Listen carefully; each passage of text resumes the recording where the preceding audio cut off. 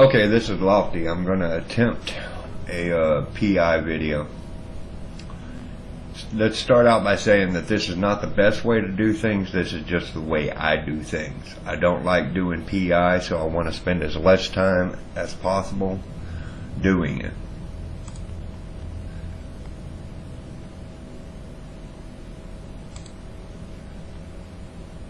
Command center upgrades, interplanetary consolidation, and planetology are going to need to be to level 4. A lot of people say you don't need planetology and advanced planetology. I'll show you why you do. On this planet, I'm pulling out biocells, precious metals. Alright, precious metals are made from noble metals. With my skills with planetology and advanced planetology, I'm able to see these hotspots right here. Without planetology, without those two skills, your world looks like that. Even 2 levels on advanced planetology will take you from this to this. That being said, those skills in place, let's look at my layout. This is not a basic video. There's a bunch of videos out there that tell you how to make links and such. If you don't know how to do that, go find one of those. We're going to be talking about the numbers and getting this to the point where you don't have to touch it. Mine is once every 5 days I look in on my PI. That's with a wormhole planet and level 4 skills. Level 5 skills, you can stretch it out past that, but that takes a month to get. Okay, so I have my basic extractors here, and let me lay out the system, and then we'll go through the numbers. Extractors for the 2 components. What I'm trying to do is get an advanced material of biocells, and for that I need carbon compounds and precious metals, or noble metals.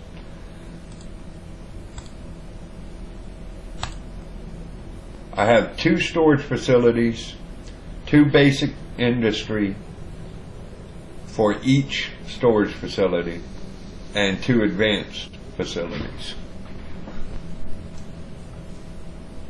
My extractor I'm going to be looking for, I set it for 5 days. This is the key number down here. Per hour output of 12,000 units. All of this stuff, I confuse the crap out of you whenever you're first getting started. Down here, if you're going to run 2 basic facilities, you need 12,000 units per hour coming out. And we'll show you why in just a minute. Now, you can never get it perfect, so what you're shooting for is you're going to try to get somewhere around 12,000. If you have to settle for 1190, realize that you're going to come up short. If you get 13, then you come back a day later because you'll have extra material sitting there trying to process. Okay, let's go into and I have 2 storage facilities because I have long-term storage going on. I'll show you how that works. Okay, so the reason I want 12,000 coming out of this one extractor is because it's feeding into this storage facility, who is in turn feeding these 2 basic facilities.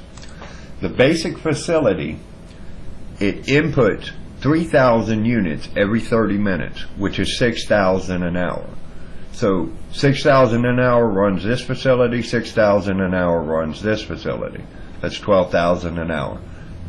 You're running optimal at that point. There's no overlap, there's no overrun. You got to do that for both of these facilities. This guy here is running 12,300 per hour. The reason I have 2 storage facilities, because you'll notice when you run long cycles, these first couple of hours, these first day in fact, you're pulling 60,000 units every hour. I mean, you're just pulling huge amounts, and what you wind up with is a storage problem when you just use one facility. If you have a storage overflow, now this is not something I know for a fact, it's something I assume. If you have a storage overflow, I'm assuming that the extractors just don't pull it out, that it just gets lost in the ether if there's no place to put it. So I run my extractors to the facility, from the facility to the basic facilities. The basic facilities build my biofuel, stick it back in here in the storage facility that the source material came from.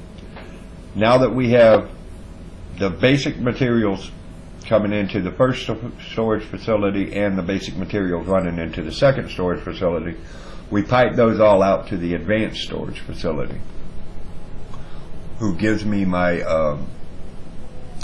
I guess this is a P2 biosils. Yeah, it'd be a P2 product. There's a lot of reasons for this. If you're extracting this garbage right here straight off the planet, it takes up a lot of space. You're going to have to remove it from the planet every couple of days, and I'm unwilling to spend that much time on PI. It simply doesn't make that much money. It makes a lot of money for the people that are willing to put the time into it. I'm not. What I do is I extract the materials, I run them through a basic facility, I then run them through an advanced facility, and I wind up with a much smaller product. It takes up a much smaller volume, the P2 material, which is the biocels. It's already been through a basic facility and an advanced facility. 4,000 cubic meters is 2 weeks supply for me. I haven't looked at the math, but that should be about 50 million is. Thereabouts.